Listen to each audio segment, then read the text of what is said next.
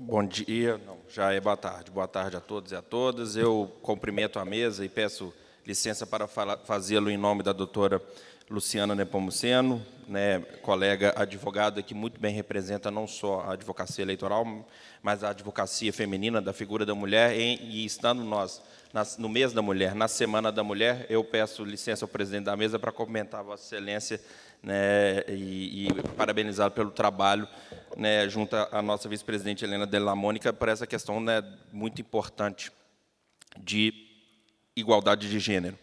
Né, cumprimento os meus dois colegas advogados emprestados à Justiça Eleitoral, doutor Antônio Augusto Fotiboa, doutor Ricardo Matos, e fazendo coro àquilo que foi dito pelo doutor Ederson, de que estão lá os melhores, e eu digo mais, eles estão lá os melhores porque eles passaram, ao meu juízo, pelo principal filtro, né, de seleção dos melhores, que é a eleição.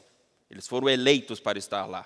Né? Nós vivemos um momento em que acreditamos que apenas a via do concurso público é que faz a escolha dos melhores. Estamos nos tornando aristocratas. Né? Eu não acho que essa é a melhor forma de governo.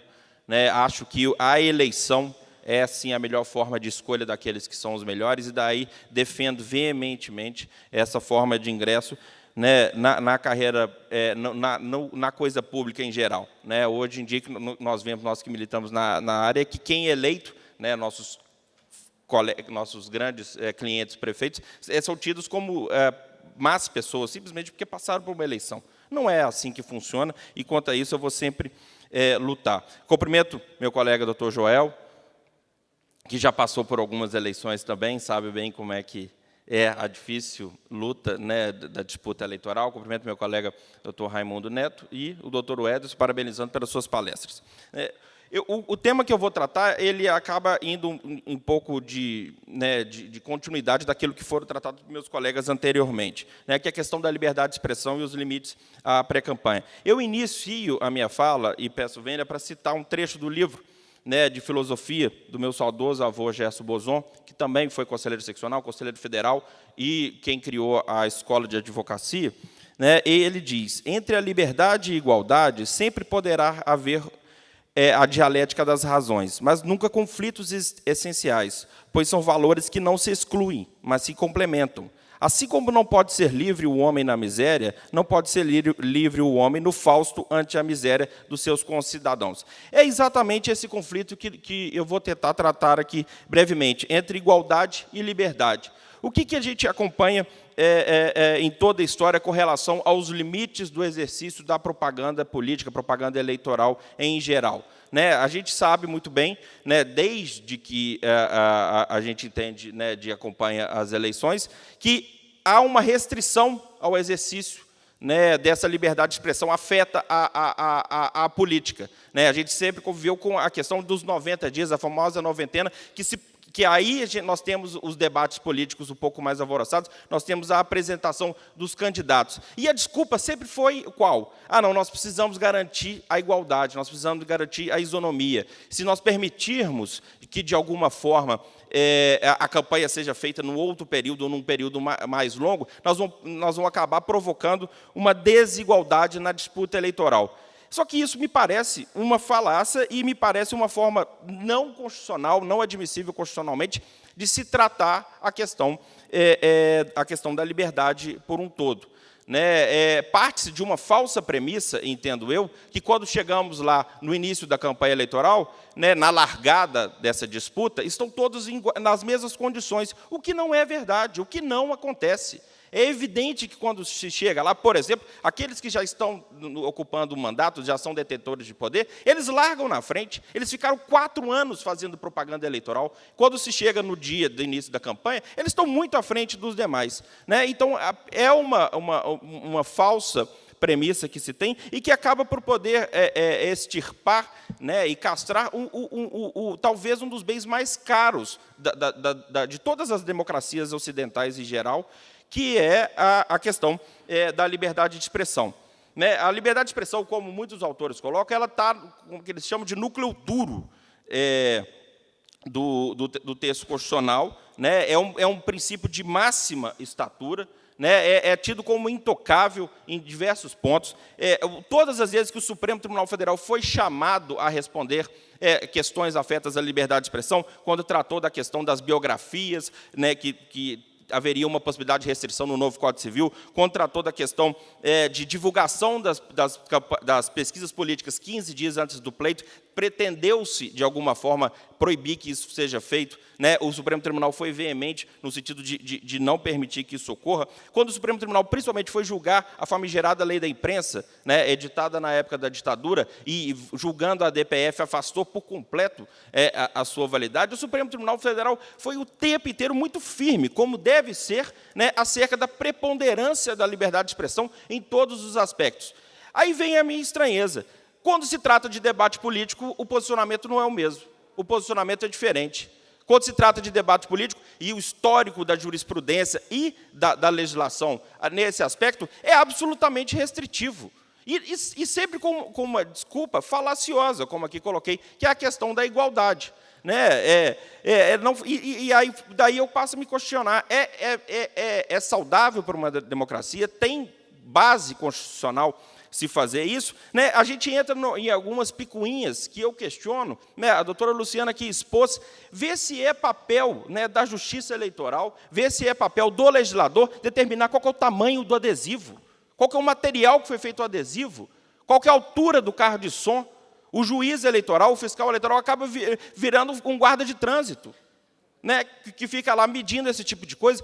A Justiça Eleitoral e o próprio legislador tinha que se preocupar com questões muito maiores, muito mais caras à democracia, do que com esse tipo de picuinha, com a máxima vênia, como eu coloco. Esse é o questionamento. E o faz sempre com a falaciosa desculpa de que isso é para garantir, em 2 pontos, a igualdade, e, no outro ponto, uma falaciosa questão de redução de gastos, o que também não é verdade. Se nós pegarmos o histórico, todo o histórico de gastos eleitorais, a legislação eleitoral foi cada vez ficando mais restritiva no que tange ao exercício da propaganda, cada vez mais restritiva, e, por sua vez, os gastos sempre aumentavam. Se pegar o histórico, os gastos eleitorais foram aumentando, à exceção de 2016. Mas aí é por um outro fator, né, que é a questão de se proibir a doação empresarial, né, para as campanhas políticas, e aí teve uma redução. Não foi porque determinou-se o tamanho do adesivo, determinou-se o tamanho do outdoor, proibição de outdoor, famigerado efeito outdoor, né, essas picuinhas todas, que se reduziu o gasto de campanha. E o que se faz isso? Você acaba por gerar, né, um aprisionamento do discurso político. Né, uma democracia que se diz que se quer saudável, né, uma democracia que privilegia e trata a liberdade de expressão como ela deve ser tratada, ela não pode, de maneira alguma, aprisionar o discurso político, aprisionar a discussão política como um todo. Né? Ignora-se, sempre parte da premissa de que a questão do exercício da propaganda eleitoral, ou seja, do exercício da liberdade de expressão, seria um direito só do candidato. Mas no que se toca, no que tange à liberdade de expressão, a questão é complexa e bidirecional. Eu, se sou o candidato, tenho o direito de expor as minhas ideias. E os cidadãos que vão escolher, vão exercer o seu sufrágio, eles têm o direito de ouvir. Não é um direito só do pretenso candidato se apresentar ao povo. É direito também daquele que quer participar da escolha dos seus governantes, né, também de ouvir essas ideias. E daí, nesse conflito, há uma evidente desatenção ao como deve ser tratada a questão da liberdade de expressão, né, no seu caráter forte, né, constitucional. Né, e a legislação eleitoral, estranhamente, né, e a própria jurisprudência, sempre trataram de uma forma equivocada, uma exceção que eu não consigo admitir. Até que, em 2015, né, veio uma importante reforma, já aqui colocada, né, pela doutora Luciana, pelo doutor Raimundo, mas que eu destaco a alteração no artigo 36A, né, que é a permissão de realizar quase todos os tipos de propaganda, ou seja, de divulgação de suas ideias, de seus atos, à exceção né, do pedido expresso de voto. Se não houvesse pedido expresso de voto, se poderia fazer, como a gente tem visto, né, atualmente, poderia-se fazer vários tipos de propaganda, né? Isso acabou não sendo muito assimilado em 2016, as eleições de 2016. A jurisprudência foi muito reticente, não admitia, continuava aquela jurisprudência eleitoral no sentido de que, havendo pedido implícito de votos, era propaganda antecipada e, portanto, objeto de sanção, né? Isso acaba por afastar o cidadão da política. A política, penso eu, tem que ser algo que deve ser respirado, vivido cotidianamente. É assim que se faz uma política, uma sociedade democrática e mais saudável, né? Até que, e aí eu parabenizo aqui meu colega doutor Ederson e agradeço, né, por defender isso, né, até que o Supremo Tribunal Federal, em 2017, doutor Ederson, o caso de Brumadinho, relatoria do ministro Luiz Fux, outubro de 2016, um caso do doutor Ederson foi parar no Tribunal Superior Eleitoral, e aí, o leading case, pela primeira vez na história, o Supremo mudou o seu posicionamento, né? E a consequência é isso que nós estamos vendo, vivenciando hoje. O Supremo, acertadamente, falou, opa, espera aí, nós estamos tratando aqui, sobretudo, de liberdade de expressão. Nós não temos que restringir a liberdade de expressão de forma nenhuma, é inadmissível, né? O ministro Barroso tem uma frase, né, de que toda pretensão de restrição da liberdade de expressão, ele deve ser vista com suspeição, inclusive de atos de governo e atos do Poder Judiciário. Espera aí, toda vez que você se depara com isso, você fala assim, a presunção é de que isso não pode ser feito, a presunção é de que isso está errado, né? E aí, a partir desse litigation case do doutor Ederson, o Supremo mudou o seu posicionamento, cumprindo a legislação e passou a permitir, né, no meu entendimento, cumpriu a Constituição, cumpriu todos os pactos internacionais sobre a questão e trouxe um renascimento, penso eu, da nossa democracia, né? O que nós estamos vivendo hoje, né, quer gostem ou não gostem, e não vamos colocar aqui o nome dos candidatos, há um debate cotidiano na população, em geral, sobre os candidatos que se apresentarão para o pleito de 2018. Nós já estamos debatendo isso cotidianamente, e estamos fazendo isso, e principalmente de forma gratuita. Nós vemos cidadãos gratuitamente engajados nas pessoas e nas ideias que eles acreditam. É assim que se faz uma democracia, é assim que se faz o respeito à liberdade de expressão em geral. Né? Como eu disse inicialmente, né, a gente vivia antes um período de aristocracia, né? Nós gostávamos de debater só aquelas lideranças já previamente determinadas, que ficariam determinadas à escolha. Eu sou um democrata, e nossa sociedade deve ser democrata, o que impõe e determina e exige um debate cotidiano, inclusive conflituoso entre essas ideias. É assim que se faz uma democracia, penso eu, verdadeira e saudável.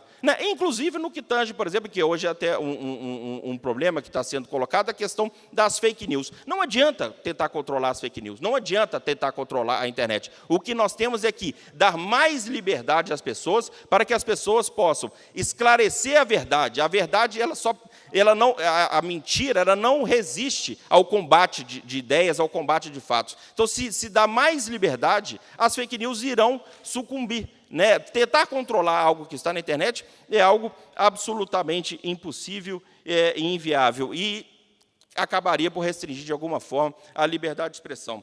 Né? São essas considerações que eu trago à reflexão, né, de todas as senhoras e os senhores. Né? Agradeço, uma vez mais, o convite para que está presente, né, e encerrando aqui, né, os trabalhos e dessa conferência, né. Espero vê-los todos daqui a 3 anos, numa conferência maior ainda. Muito obrigado.